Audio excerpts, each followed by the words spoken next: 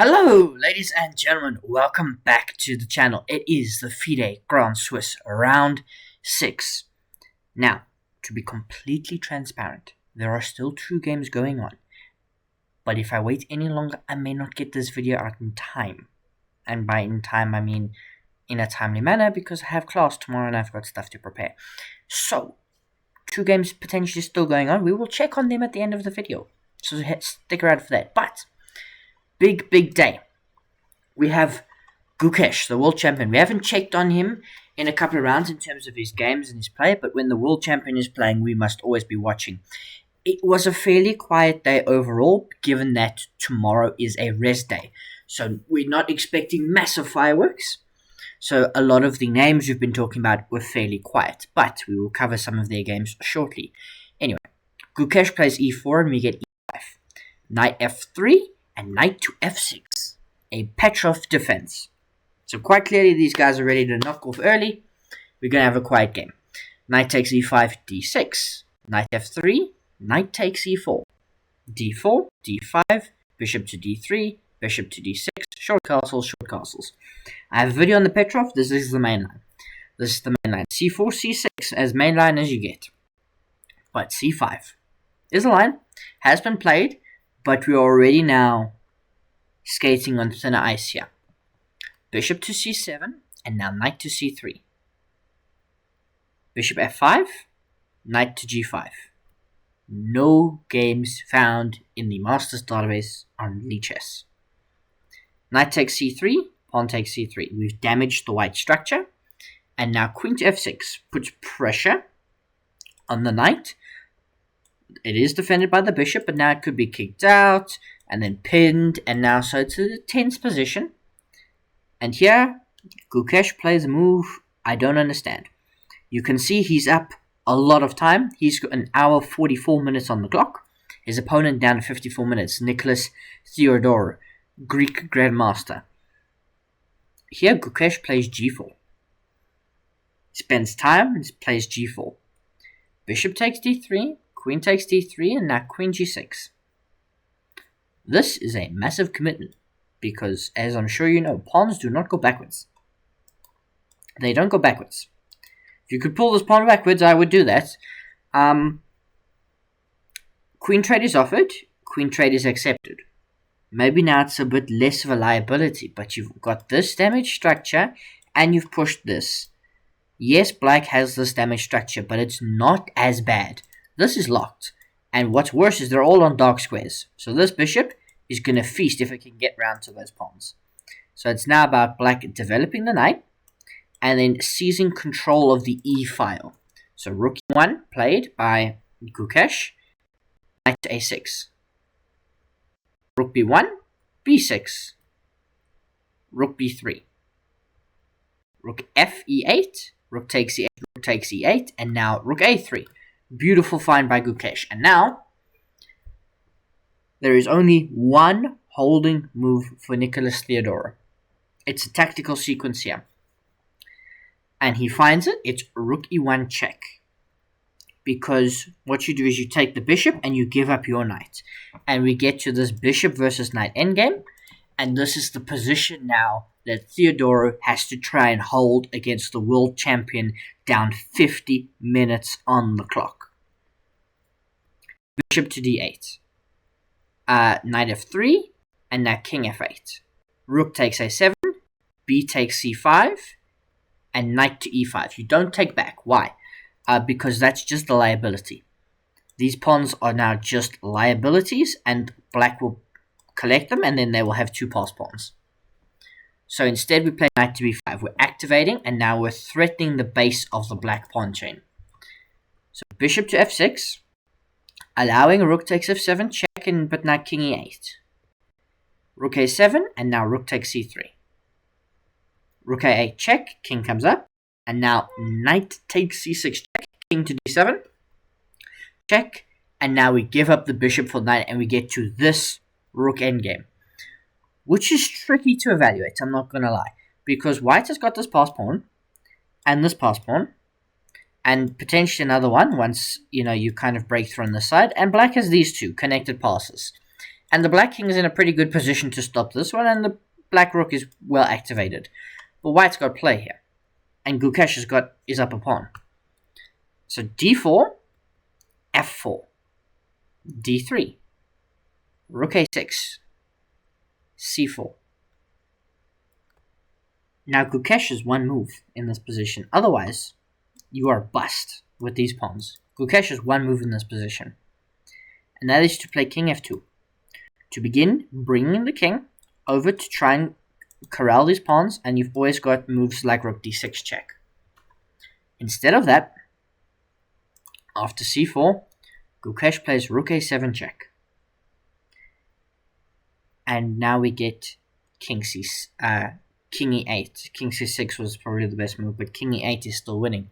Because check, king comes up, check, king e8, and Gukesh goes for a draw. It's not accepted, king d8. And now the king, we shuffle a bit more, now king c7. Rook a7 check, king c6. Rook a6, king c5. And the white king can't get close enough, and the pawn is queening. d2, rook d8, c3, rook e6, and rook c1. And now you can no longer stop this pawn. And yes, you can push yours, and we can both queen. But I've got bad news for you. Sorry, not queen. In this position you play rook e1. And even though you can queen, I just take it. And takes, and then I queen. And I queen with check. Sorry, not d1 queen. D1 queen loses because you've got rook takes d1, here, and then queen for white, which would be brilliant if Gukesh won the game. But unfortunately, after e7, he goes down. So he actually went down after rook c1, he didn't play e7. The world champion loses again. Gukesh is having an interesting tournament. If we click on him, so I've just realized I've broken the view. So let's go back. And I think I should be able to just hover. If I hover over him. Yes. So, he won in round 1. He then drew Edogmus, the Turkish prodigy who's stealing all the headlines. Then he won against Daniel Yufa in round 3.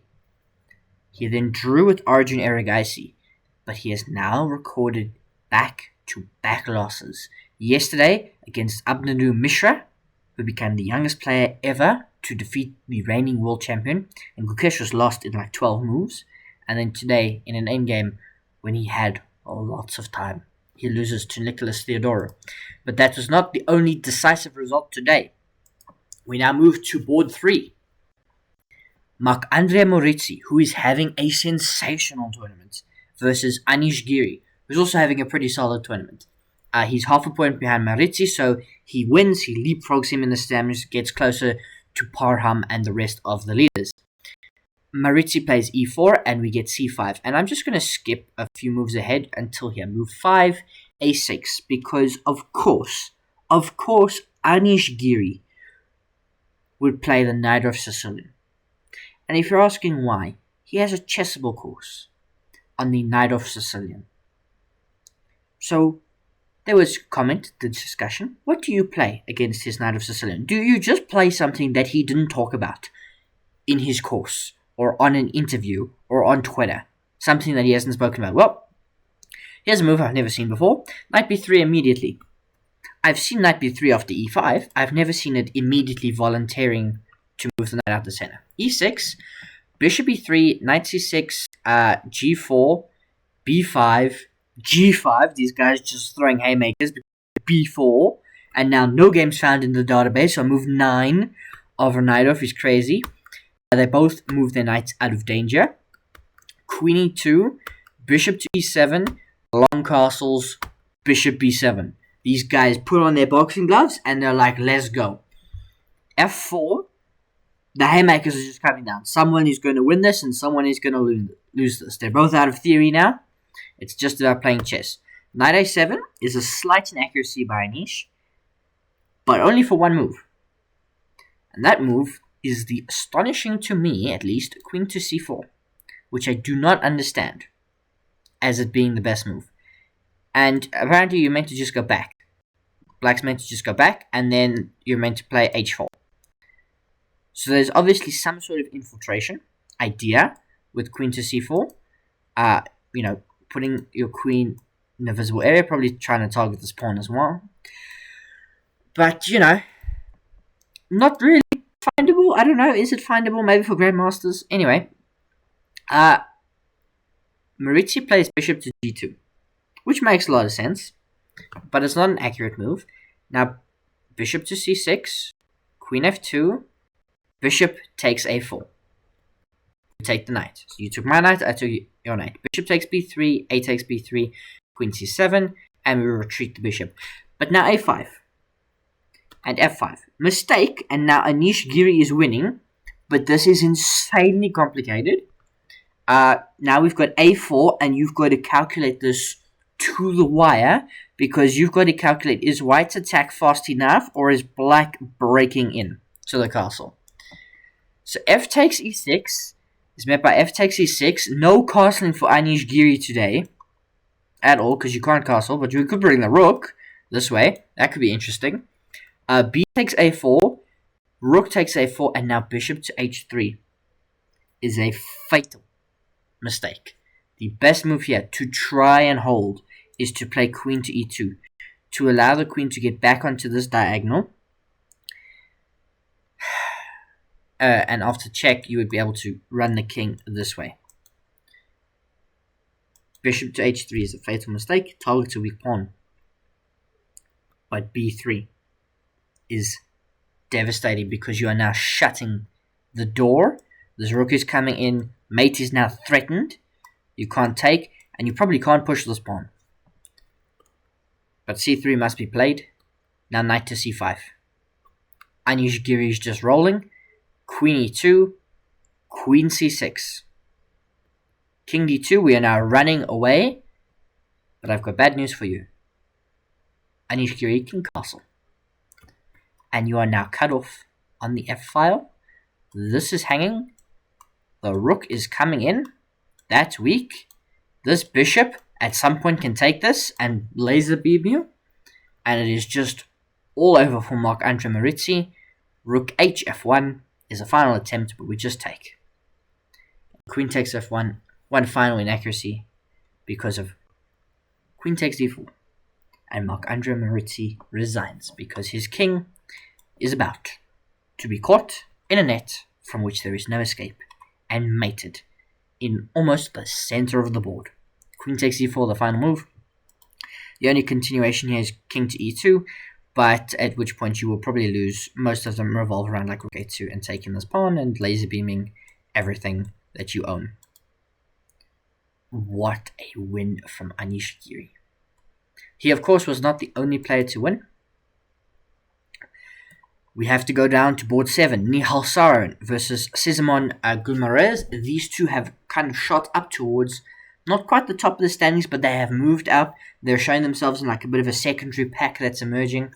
So you've got Parham and then the 4 or so leaders, and they've kind of settled themselves in the pack just below that. So when the top slip up, they're already there. So a win for one of these players, very important for the standings. We have d4 and d5, c4 and d takes c4, a queen's gambit accepted. Knight to f3 is one of the lines, knight to f6, e3, e6, bishop takes c4 and c5. This is a very traditional way, a classical way to play this opening. As we get castles, c takes d4 and e takes d4, and we are left with the isolated queen's pawn. As always, black is trying to blockade it, not allow it to move forward. Obviously, please don't go there. Please don't go there. I'm sorry, I drew the arrow too long. You want to blockade it, get stuff in front of it, not allow it to go forward, and create play around it. So while white's busy worrying about this, you're trying to create dynamics around the pawn. Bishop to e7, knight to c3, short castles, rook e1, a6 now. Potentially preparing b5 and then fianchettoing the bishop, assuming the arrows are correct. Bishop to f4, and now b5. The bishop retreats. And just 2 games left in the database, but nothing really that stands out to you. Bishop to b7, rook to c1, bishop to b4, and now bishop to g5.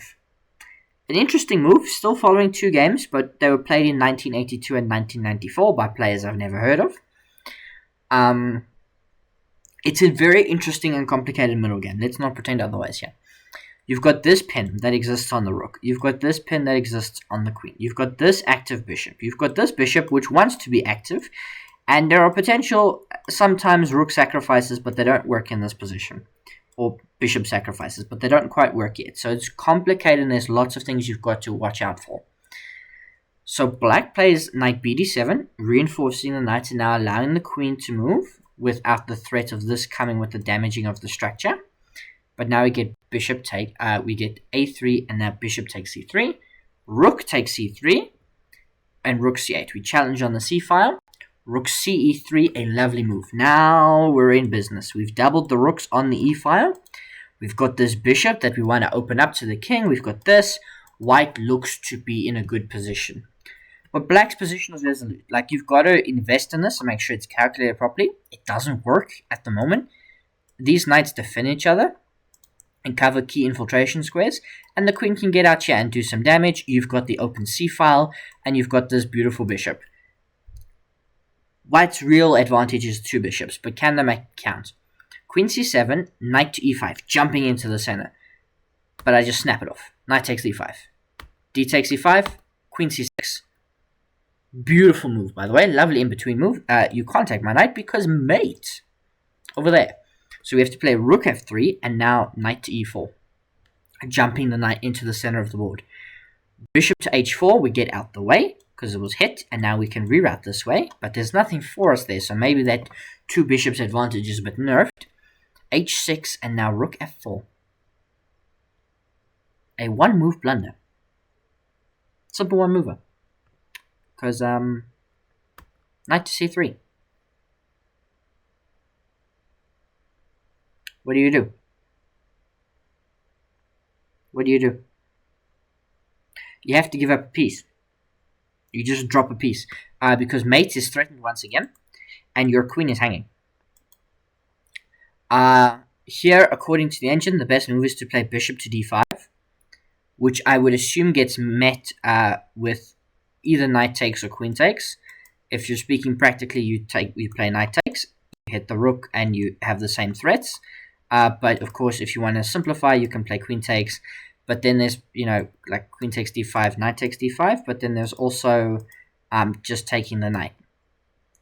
But that hangs mate, so you must remove the queen.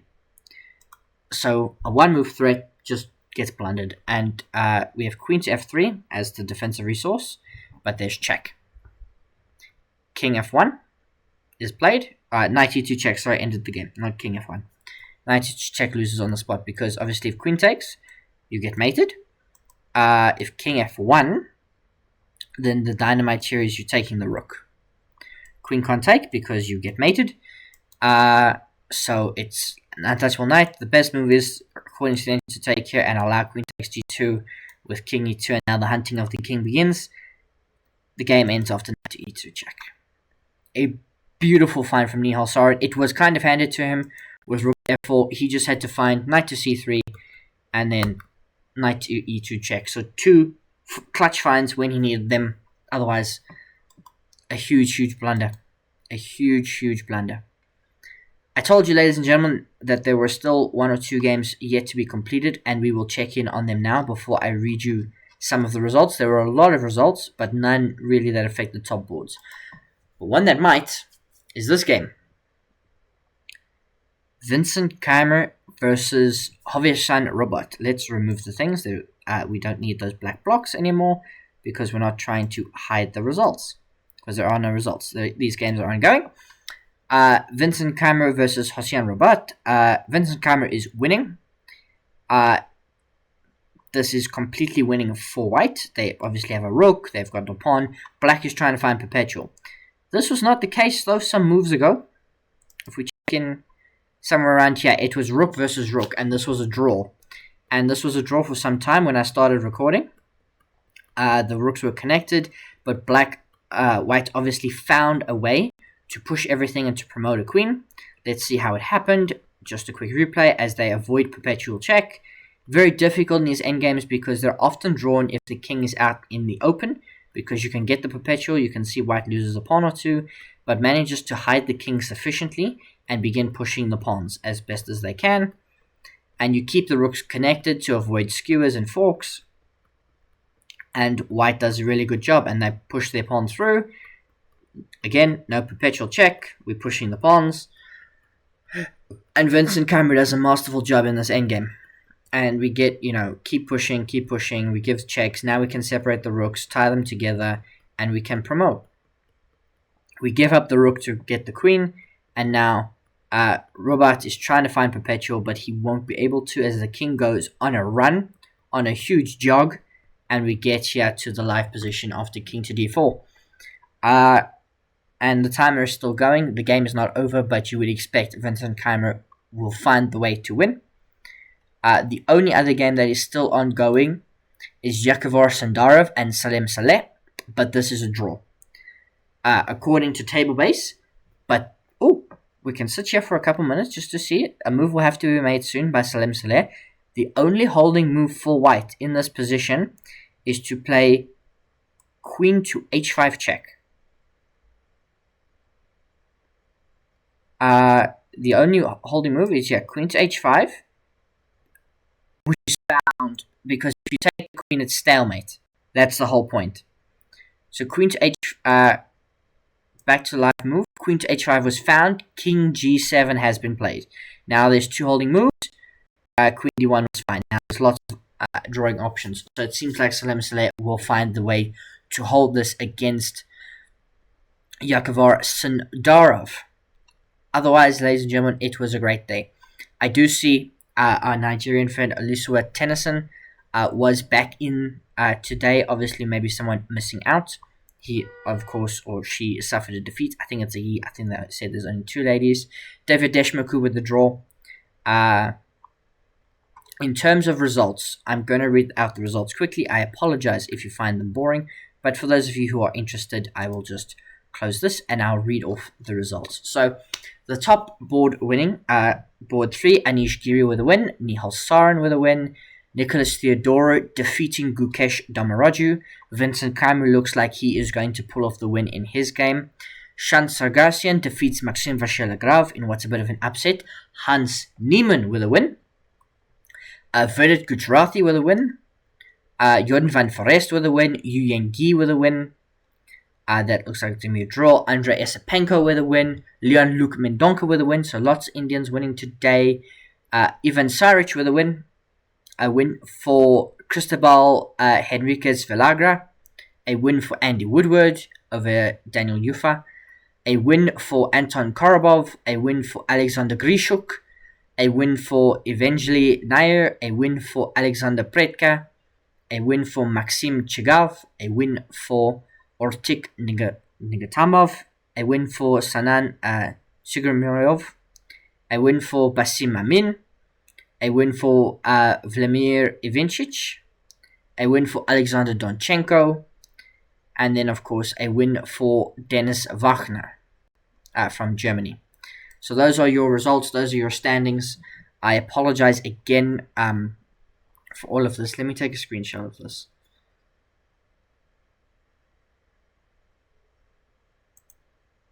Sorry. I'm taking a screenshot because I do apologize, ladies and gentlemen, that we're always getting these skipped frames. I don't know how to fix them. So we will take the screenshot and then we will find a way to fix it. But thank you for tuning in, ladies and gentlemen. I hope you enjoyed the video. I hope it was worth your while watching along. Enjoy, and I will see you soon.